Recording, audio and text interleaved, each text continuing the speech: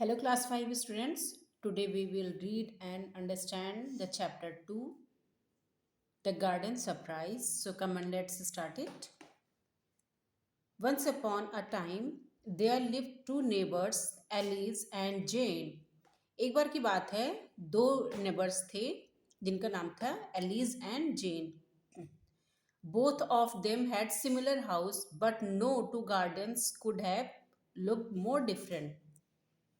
उनके जो घर थे वो एक जैसे दिखते थे, वो जिन घरों में रहते थे वो एक जैसे घर दिखते थे, लेकिन उनके जो दो गार्डन थे वो बिल्कुल एक जैसे नहीं बल्कि बहुत ही ज़्यादा डिफरेंट दिखते थे, एक दूसरे से बहुत ही अलग दिखते थे.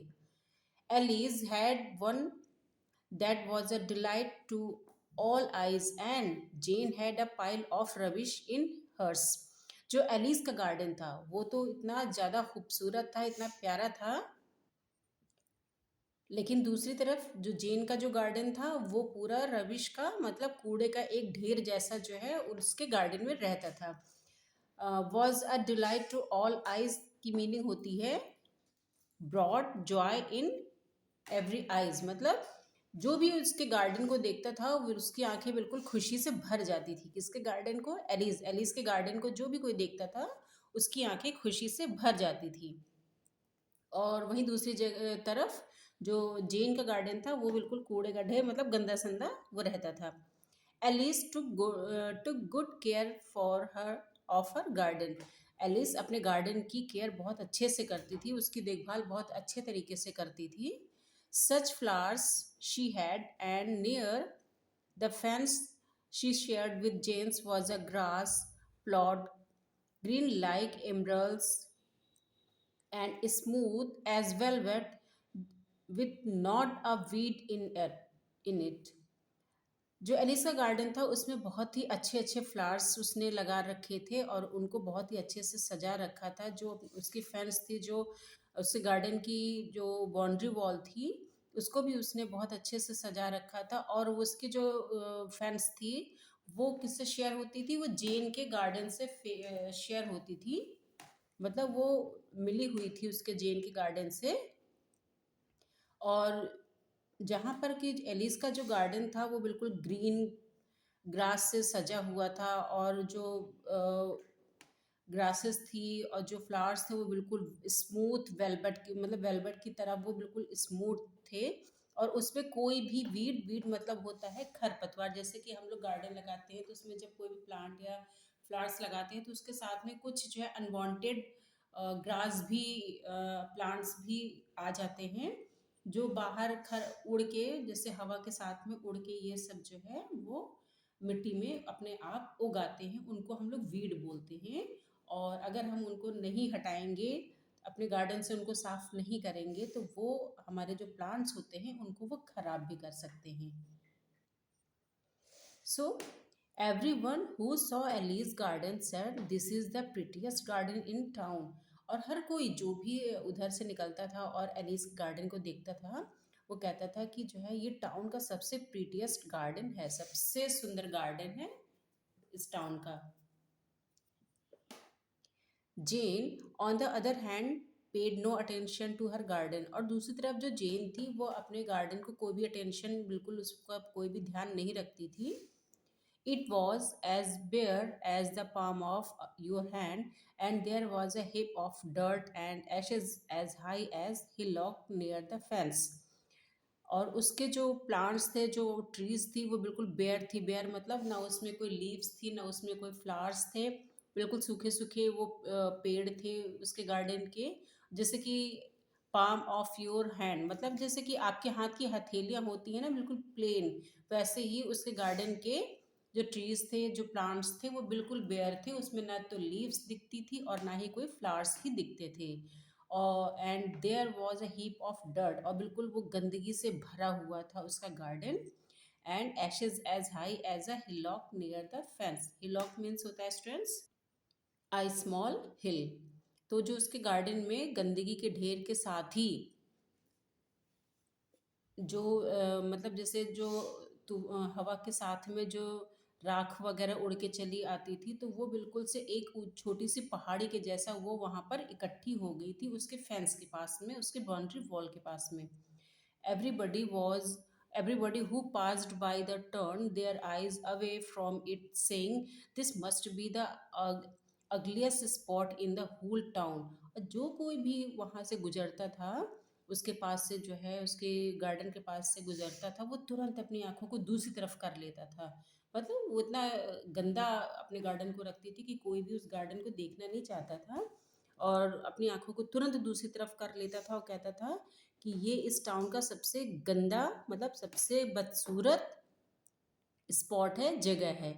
Alice worked hard to keep her garden pretty, but in spite of all her care, whenever the east wind blow, it brought it a whirl of rubbish from Jane's garden and skirted it among the flowers, her flowers. Alice अपने garden को तो बहुत अच्छे से बहुत मेहनत करती थी, और मतलब उसको अपने गार्डन को खूबसूरत बनाने के लिए वो बहुत ही हार्ड वर्क करती थी। लेकिन उसके बावजूद, but in spite of all her, मतलब इतनी हार्ड वर्क के बाद भी, जब कभी ईस्ट डायरेक्शन से, ईस्ट की तरफ, मतलब जो जेन का घर था वो ईस्ट डायरेक्शन में पड़ता था, तो जब उधर से कभी हवा चलती थी तो उसके जो गार्डन की जितनी भी डस्ट होती थी वो सारी की सारी उड़ के वो एलिस के गार्डन में आ जाती थी और वहाँ पूरा वो फैल जाती थी। वर्ल्ड ऑफ रबिश का मतलब होता है a heap of spinning waste, मतलब जो गंदगी का जो ढेर होता है। तो इस तरह से जो है, जो जेन के गार्डन्स की जो गंदगी होती थी, जो डस्ट होती थी, वो सारी की सारी आके एलिस के गार्डन में फैल जाती थी। Whenever Alice look from her window, he walk in her garden, she saw Jane's garden. और जब कभी वो अपने गार्डन में जो है आती थी और विंडो से अपने गार्डन को कभी भी देखती थी या टहलते हुए अपने गार्डन में आती थी, तब वो जेन्स के गार्डन को भी देखती थी। She would always think, I wish I were 1,000 miles away from it. और जब वो जेन्स के गार्डन को देखती थी तो वो हमें अक्सर ये सोचा करती थी कि काश मैं यहाँ से जो है हज़ारों मीलों दूर, मैं यहाँ से चली जाती, या मेरा घर यहाँ से हज़ारों मीलों दूर होता। ऐसा क्यों? क्योंकि जो जेम्स का गार्डन था वो बहुत ज़्यादा अपने गार्डन को गंदा रखती थी।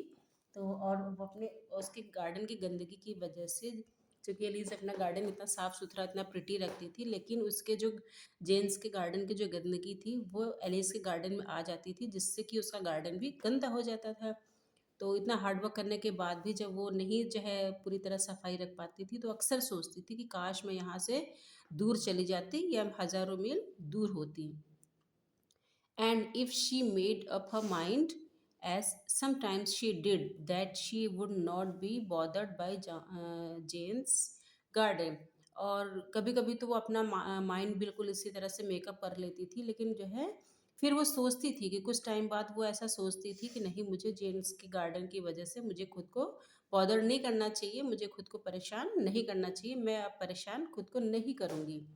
The east wind was sure to come with world of rubbish. और जो ईस्ट की तरफ से जो भी हवा जब भी आएगी तो श्योर था कि वो अपने साथ में वो रबिश, मतलब वो गंदगी को लेके ज़रूर आएगी। ओ एलिज वुड साय। तो ऐसा जो है एलिज अपने मन में सोचते हुए, बिल्कुल आह भरते हुए सोचती है। I am always clearing my garden. और इस इतने मतलब ट्रबल के बाद भी वो कहती थी कि मैं खुद को ट्रबल नहीं करूँगी, मैं परेशान नहीं करूँगी, और मैं हमेशा अपने गार्डन को साफ रखूँगी। I wish Jane would do something about hers. और मैं चाहती हूँ कि जो है जेन भी अपने गार्डन के लिए कुछ ऐसा करे। सो स्टूडेंट्स, आप ये अपने चैप्टर की पिक्चर नेक्स्ट पेज पे देख सकते हैं कि ये एलिस का गार्डन है। एलिस ने अपने गार्डन को कितना जो ग्रीनरी बना रखा है, कितना प्यारा सा और प्रिटी गार्डन लग रहा है एलिस का। और वहीं जब हम दूसरी तरफ जेन का गार्डन देखते हैं तो देखिए कितना ज़्यादा जो है इसमें गंदगी सी दिख रही है, सूखे सूखे से जो है प्लांट्स दिख रहे हैं। और ये जब जो है वीस की तरफ से जब विंड चलती है तो ये उड़ के सारा का सारा जितना जो है गंदगी होता है, जितना डस्ट होता है, वो सारा का सारा एलिस के गार्डन में आ जाता है। और बार बार चूंकि जो है एलिस अपने गार्डन को बिल्कुल साफ़ सुथरा रखती है, लेकिन जेन के गार्डन की वजह से एलिस का गार्डन भी बराबर गंदा होता चला जाता है। तो आप देख सकते हैं ये एलिस का गार्डन कितना प्रिटी लग रहा है। और दूसरी साइड में, अदर साइड में आप ये जो है जेन का गार्डन देख रहे हैं, जो बिल्कुल भी सूखा सूखा सा और गंदा सा लग रहा है। एलिस पजल एंड प्लान, और इस तरह से एलिस जो है खुद को मतलब पजल भी करती है, सोचती रहती है कि कैसे करे, और फिर वो प्लान करती है। She wish she and she worked, और मतलब कि वो ऐसा चाहती है कि मतलब क्या करना चाहिए, और फिर वो वैसा ही करती है। But she did not know what to do about Jane's garden, लेकिन चूंकि वो अपने गार्डन के लिए तो जैसा वो सोचती है वैसा वो करती है, लेकिन वो जेम्स के गार्डन की जो प्रॉब्लम है उसके बारे में वो नहीं समझ पाती है कि वो क्या करे जेम्स के गार्डन के लिए। Alice was at the end of her wits when one day a fairy came to her in a dream, और एक दिन जब एलिस रात को सो रही होती है तो उसके सपने में एक परी आती है। Was at the end of her wits की मीनिंग होती है students, was very worried and did not know what to do next, मतलब कि बहुत ज़्यादा वो उस चीज़ को लेके परेशान थी और वो नहीं समझ पा रही थी कि अब उसको क्या करना चाहिए। तो ऐसे जब वो परेशान होकर एक दिन वो सो रही थी तो रात में उसके सपने में एक फेरी आती है, एक परी आती है। Don't worry said the fairy, फेरी ने कहा कि चिंता करने की कोई बात नहीं है। In your own garden grows a magic flower that can set things right, तुम्हारे गार्डन में, तुम्हारे अपने गार्डन में एक मैजिक फ्लावर ग्रो करेगा, ये ग्रो कर रहा है जो कि सारी चीज़ों को वो सही कर देगा। फाइंड इट, तुम्हें उसको ढूंढना है।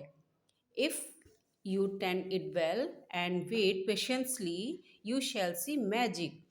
स्टूडेंट्स, टेंड इट वेल का मतलब की मीनिंग होती है take care, take good care of it, मतलब जब तुम उस जो प्लांट है अगर उसको तुम सर्च कर लोगी, उसको फाइंड कर लोगी और उसकी अच्छे से केयर देख करोगी, अच्छे से देखभाल करोगी, और बहुत पेशेंस के साथ में, तुम्हें देखभाल करने के साथ में पेशेंस भी रखना पड़ेगा, तो तुम उसका मैजिक देखोगी कि वो क्या जादू करता है तुम्हारे साथ में।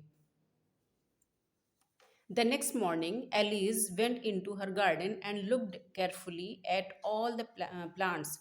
दूसरे मॉर्निंग को एलिस अपने गार्डन में जाती है, अपने गार्डन के अंदर जाती है और उन सारे प्लांट्स को बड़ी केयरफुली देखती है, बड़ी सावधानी से सारे प्लांट्स को वो देखती है। She walked all around the garden looking at every single flowers, और वो अपने पूरे गार्डन में वो घूमती है और हर एक सिंगल फ्लावर्स को वो देखती है। Suddenly a tiny pink bud in the plot of grass caught her eyes, और अचानक एक छोटी सी पिंक कलर की कली उसको उसके जो है घास के बीच में, उसके प्लॉट में घास में वो उसकी आंखों ने उसको देख लिया, मतलब उसकी आंखों ने उसको उस पिंक बर्ड को पकड़ लिया या देख लिया। She did not remember planting it, अब उसको ये भी नहीं याद आ रहा था कि मैंने इसको कब प्लांट किया, कब लगाया था। Could this be the magic flowers, अब वो ऐसा एलिज आस्क्ड हरसेल्फ, एलिज जो है खुद से ऐसा पूछती है कि क्या यही वो मैजिक फ्लावर है, क्या यही वो मैजिक फ्लावर हो सकता है। Alice tended the plant and watched it and waited to see what would happen. Alice उस प्लांट को बहुत अच्छे से उसकी देखभाल करती है और साथ में उसको देखती भी रहती है और वेट भी करती रहती है कि क्या हो सकता है। And while she was watching and waiting, the plant burst into bloom, और जब वो उसको देखती रहती है और वेट करती रहती है तो उसके बाद जो वो प्लांट होता है धीरे धीरे वो ब्लूम होने लगता है, मतलब उसमें धीरे धीरे फ्लावर्स आने लगते हैं। The loveliest Bloom, every blossom was as rosy as the little clouds at sunrise, and Alice's garden was more beautiful than before because of them। The loveliest Bloom, जो प्यारे प्यारे से वो जो फ्लावर्स आए थे उसमें, एवरी ब्लॉसम, जो हर एक फ्लावर्स उसका वो ऐसे लग रहा था कि जैसे वो रोज़ी हो, रोज़ का वो फ्लावर हो, वो हर एक उसका फ्लावर उस तरह से लग रहा था। वो बिल्कुल पिंक कलर के, ऐसे रोज़ के फ्लावर्स कैसे जो है पिंक कलर होते हैं, तो वो जो फ्लावर्स था जो बर्ड फ्लावर्स के रूप में बनता है तो वो बिल्कुल रोज़ी रोज़ी लग रहा था रोज़ के फ्लावर जैसे लग रहा था, और वो देखने में ऐसे लग रहा था that little clouds at sunrise, मतलब सनराइज के टाइम पे जब सूर्य उगता है तो जो हमारे छोटे छोटे बादल हो जैसे दिखते हैं, इस तरह जब सनराइज होता है मॉर्निंग टाइम में, अर्ली मॉर्निंग आप कभी देखिए तो हमारे जो बादल होते हैं वो बिल्कुल हल्के हल्के रेडिश कलर के हमें दिखते हैं। वो बिल्कुल क्लीन नहीं होते हैं, वो हल्के रेड कलर के होते हैं जब सनराइज होता है अर्ली मॉर्निंग में। तो बिल्कुल वो जो फ्लावर थे वो बिल्कुल ऐसे ही गार्डन में दिख रहे थे जैसे छोटे छोटे से लिटिल क्लाउड्स हो। And Alice garden was more beautiful than before because of them. और एलिस का गार्डन जो है पहले से और भी ज़्यादा जो है ब्यूटीफुल हो गया था कि उनकी इस वजह से उन ब्लॉसम जो पिंक बर्ड जो ब्लॉसम के रूप में आया था उसकी वजह से, उस प्लांट मैजिक प्लांट की वजह से उसका गार्डन और भी ज़्यादा प्रिटी हो गया था। This is surely the prettiest garden in the whole country said everyone who passed by. और जो भी कोई उस तरफ से निकलता था, उसके गार्डन के पास से निकलता था, वो हर कोई यही बोलता था कि ये पूरी कंट्री का सबसे प्रिटीएस्ट गार्डन है। But Jane's garden continued to be as bare as ugly and ugly as ever। और दूसरी तरफ जो जेन का गार्डन था वो बिल्कुल वैसे जैसे कि वो बेयर, मतलब कि ना उसमें कोई फ्लावर्स थे ना तो कोई लीव्स थे उसके प्लांट्स में, और बिल्कुल अगली बदसूरत सा जो है उसका गार्डन, जैसे कि हमेशा से था वैसा ही बिल्कुल वो उसका गार्डन रहा है। जेन का गार्डन उस बिल्कुल वैसा ही था। The heap of dirt and ashes grew large every day. और जो गंदगी थी और जो एशेस का जो भी छोटी हिल बना रखी थी जो इकट्ठा थे वहाँ पे सारी धूल मिट्टी, वो धीरे धीरे जो है वो बढ़ते ही जा रहे थे, हर दिन करके वो धीरे धीरे बढ़ ही रहे थे। क्योंकि जेन अपने गार्डन को बिल्कुल भी ध्यान नहीं देती थी, बिल्कुल भी वहाँ पे सफाई नहीं करती थी, तो जो गंदगी थी वो लगातार वो बढ़ती चली जा रही थी। Whenever the wind blew from the east, it brought a wild whirl of the rubbish into Alice's garden, just as it had always done। और जब कभी भी ईस्ट की तरफ से विंड आती चलती थी तो वो हमेशा की ही तरह जो है वो गंदगी का, मतलब रबिश जो है गंदगी का ढेर, वो एलिस के गार्डन में वो लाके इकट्ठा कर देती थी। Alice looked each morning to see if the flower had worked its magic, but morning after morning nothing changed।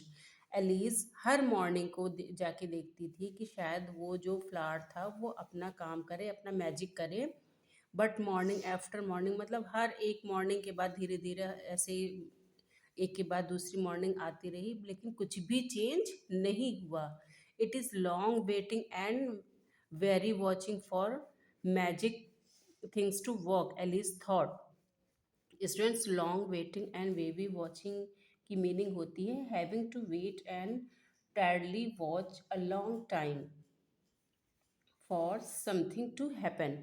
मतलब कि हम लोग जब किसी भी चीज़ को बहुत ही लंबे टाइम से वेट करते हैं तो कि मतलब कि शायद कुछ अच्छा हो इसकी वजह से, तो उसी तरह से एलिस भी जो है उस प्लांट को देखती थी और सोचती थी कि शायद ये जो है कुछ मैजिक करे। ऐसा एलिस जो है हर मॉर्निंग को उस प्लांट को देख के सोचती थी। But she believed her dream and tended the plant day after day and hoped in her heart that something might come of it yet. और उसके बाद भी उसको ऐसा विश्वास था कि जो उसने सपने में देखा था उस वजह से उसको विश्वास था, और वो लगातार उस प्लांट की जो है देखभाल, टेंडेड मतलब अच्छे से उसकी देखभाल करती रही है। और हर दिन मतलब डे आफ्टर डे कई दिन बाद भी उसको ये होप, उसके दिल में ये होप बराबर रही है। Something might come of it yet की मीनिंग होती है it could show result even now, मतलब कि वो कभी भी अपना रिजल्ट या उसका जो भी रिजल्ट है वो कभी भी आ सकता है, मतलब कुछ भी अच्छा हो सकता है। By and by, the pink blossom faded and fell, and after them came the seeds। और धीरे धीरे करके जैसे जैसे दिन बीतते गए जो पिंक ब्लॉसम थी, जो पिंक कलर के जो फ्लावर्स थे वो फेडेड होते गए, मतलब जो है वो फीके ढलते गए और धीरे धीरे वो मतलब गिर गए, पूरी तरह से वो सारे फूल झड़ गए।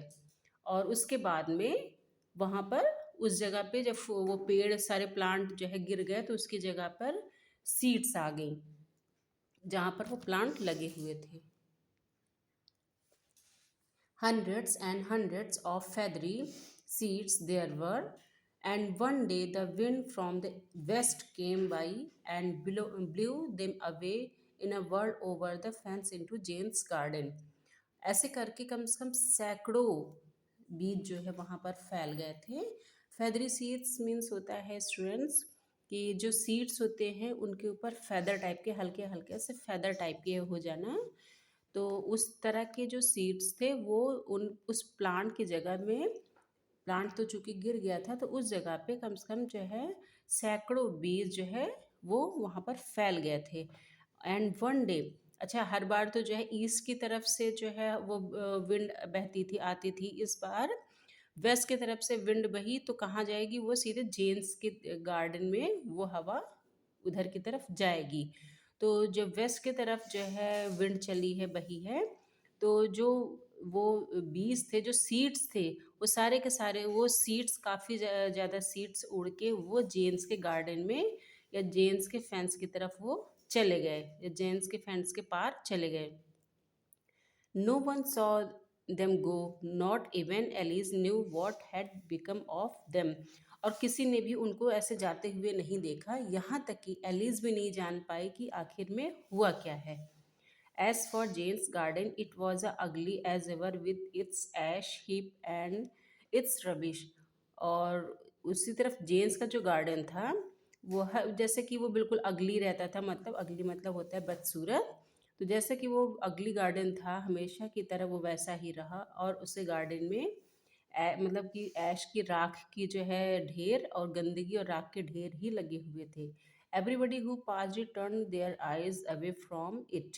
और जो कोई भी उसकी तरफ से निकलता था, जेन्स के गार्डन की तरफ से निकलता था, वो हर कोई अपनी आंखों को दूसरी तरफ घुमा लेता था, इतना ज़्यादा उसका गार्डन गंदा लगता था। Alice herself could look at it no longer. और यहाँ तक कि एलिज भी जो है ज़्यादा उसके तरफ, उसके गार्डन की तरफ नहीं देखती थी। I will look at my garden instead, she said to herself, and so she did. और वो जो है चूँकि जेम्स के गार्डन को एलिस भी ज़्यादा देखना पसंद नहीं करती थी, और यहाँ उसके बजाय वो खुद से कहती थी कि मैं I will look at my garden instead, मतलब कि मैं जेम्स के गार्डन को देखने के बजाय अपने गार्डन को ही देखूंगी, और वो ऐसा ही करती थी। She continued to keep her garden pretty, but she kept her eyes away from the other garden. वो लगातार अपने गार्डन को प्रिटी बनाकर ही रखती थी, लेकिन अपनी आँखों को और दूसरे गार्डन से वो हमेशा दूर ही रखती थी। And if the wind from the east blew ash and rubbish among her flowers, Alice rigged it away and worried about it no more. और जब कभी भी ईस्ट की तरफ से हवा जो है हवा जब बहती थी तो वो अपने साथ जो भी गंदगी के ढेर को और राख और गंदगी के ढेर को लेके आ जाती थी, उन उसके फ्लावर्स के ऊपर लेके आ जाती थी, तो एलिस उनको जो है रेक्ड इट अवे का मतलब होता है used a rake to remove it, मतलब वो उनको उनकी सफाई कर देती थी, उनको वहाँ से हटा देती थी, और कहती थी कि वरीड अबाउट इट नो मोर, मतलब मुझे ज़्यादा परेशान होने की ज़रूरत नहीं है। वो अपने मतलब कि उसको अपना गार्डन को साफ़ रखना, उसको प्रिटी करना इतना ज़्यादा पसंद था कि उन छोटे मोटे गंदगी से वो परेशान अब नहीं होती थी, और वो कहती थी मुझे इन सब चीज़ों से परेशान होने की ज़रूरत नहीं है। Summer slipped into autumn and autumn turn to winter. और समर सीज़न बीत गया, ऑटम आ गया, आफ्टर देन ऑटम जो है वो विंटर में चेंज हो गया, मतलब कहने का मतलब है कि सीज़न टू सीज़न चेंज होते चले गए। The flowers slept, and at the first peep of spring, Ellie's garden budded and bloomed once more. और जो फ्लावर्स थे वो धीरे धीरे जब स्प्रिंग सीजन आता है तो जो एलिस का गार्डन होता है उसमें फिर से जो बडेड होती हैं, जो कलियाँ होती हैं छोटी छोटी सी, वो ब्लूम में फिर से चेंज हो जाती हैं, फिर से एक बार उसके गार्डन में ढेर सारे फ्लावर्स ही फ्लावर्स हो जाते हैं। She began tending it, wondering if she should take care of the pink blooms again.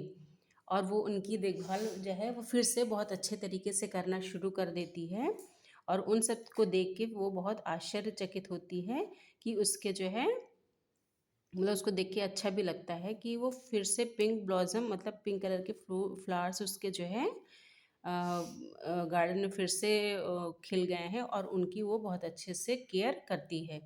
मुझे मतलब उसकी केयर उन सब फ्लावर्स की केयर वो बहुत अच्छे से करती है। If these flowers were special they should have work their magic by now. और फिर वो सोचती है but she decided to continue. और वो ऐसा सोचती है कि अगर इन ये फ्लावर्स जो है कुछ स्पेशल हैं तो ये अपना मैजिक ज़रूर करेंगे और अभी वो ऐसा कर सकते हैं। और ऐसा सोच के वो फिर वो मतलब उनकी केयर करने लगती है। One day as Alice was weeding the garden she heard passers passers-by call out in delight all of all the gardens in town there are none so pretty as these two। और एक दिन जब Alice अपने garden में weeding कर रही होती है मतलब कि जो खरपतवार होते हैं गार्डन की उनकी सफाई कर रही होती है तो जो वहाँ से जो है लोग गुजर रहे होते हैं तो उनकी जो है बातों की आवाज़ उससे कान में पहुँचती है मतलब वो सुनती है कि वो लोग कह रहे हैं मतलब बहुत खुशी से जो है कह रहे हैं कि पूरे टाउन में इस तरह ऐसे जो है दो गार्डन मतलब कि देयर आर नन सो इस तरह के जो है दोनों गार्डन जैसे जो है प्रिटी गार्डन पूरे टाउन में नहीं है। And when Alice looked around in surprise to see what they meant she saw that Jane's garden was full of flowers, hundreds of lovely blossom, everyone as rosy as the little clouds at sunrise। और जब वो उनकी बातों को सुनती है Alice जो है तो फिर वो मतलब कि देखती है अपने चारों तरफ सरप्राइज होकर देखती है कि इसका मतलब कि जो लोग वो कह रहे हैं उनकी बातों का मतलब क्या है। और ऐसा उनकी बातों को सुन के वो सरप्राइज होकर देखती है अपने चारों तरफ। तो वो जेन्स गार्डन को देखती है जो कि फूलों से बिल्कुल भरे हुए होते हैं। हंड्रेड्स ऑफ लवली ब्लॉसम मतलब सैकड़ों प्यारे प्यारे से फूल वहाँ पर खिले होते हैं। और हर कोई जो है वो बिल्कुल रोज़ी फ्लावर जैसे लग रहे होते हैं। और वो देखने में ऐसे ही लगते हैं जैसे लिटिल क्लाउड्स एट सनराइज़ मतलब सनराइज़ के टाइम पे जैसे लिटिल क्लाउड्स होते हैं वो बिल्कुल रोज़ी रोज़ी से मतलब हल्के रेडिश होते हैं। तो वैसे ही वो ब्लॉसम्स जो है वो लग रहे होते हैं जेन्स के गार्डन में भी। They covered the heap of dirt and ashes. They clustered about the fence and they filled the corners। Students clusters meaning होती है grew in thick close groups. मतलब उन्होंने जो वो फ्लावर्स होते हैं जो उन्होंने जो है जेन्स गार्डन की जो हीप ऑफ डर्ट होती है जो गंदगी होती है और जो राख के ढेर पड़े हुए होते हैं उनको बिल्कुल से अपने फूलों से ढक दिया होता है। और जो उनकी फेंस होती है जो किनारा होता है गार्डन का जो बाउंड्री होती है उनको और उसके साथ में जो कॉर्नर्स होते हैं पूरे गार्डन को उन फ्लावर्स ने बिल्कुल से कवर कर लिया था खुद से। In the middle of all this beauty was Jane gardening as busily as if she were Alice herself। और इन सब इतनी खूबसूरती के बीच में जो जेन थी वो भी वहाँ पे गार्डनिंग कर रही होती है। और उसको देख के मतलब गार्डनिंग में इतनी ज़्यादा बिजी होती है कि उसको देख के ऐसा लग रहा होता है कि जैसे एलिस खुद ही गार्डन उस गार्डन में वर्क कर रही है या जो है गार्डन को प्रिटी बनाने के लिए वो काम कर रही है। It is fine weather for flowers, said Jane said, nodding and smiling at Alice। और नोडिंग मीन्स होता है अपने सर को झुकाकर, स्माइलिंग मतलब स्माइल करते हुए।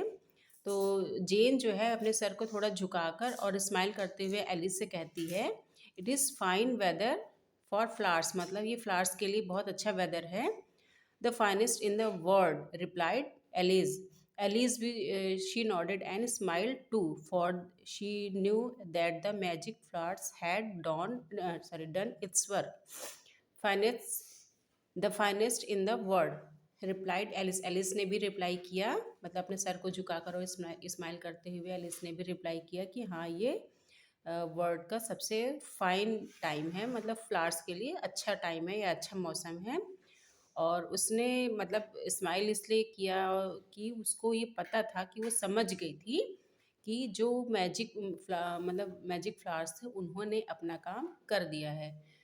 सो स्टूडेंट्स, आपका चैप्टर सेकंड ये कंप्लीट हो गया है, और ये जो आपका चैप्टर है ये अडॉप्ट किया गया है स्टोरी मॉड लिंडसे से। सो स्टूडेंट्स, आपका chapter two the garden surprise complete, आपके जो है एक्सप्लेनेशन कंप्लीट हो गई है। आपको इसकी कोई भी क्वेरी होती है तो प्लीज़ मुझे कमेंट ज़रूर करिएगा। मेरे चैनल को लाइक शेयर सब्सक्राइब ज़रूर करिए। Thank you so much.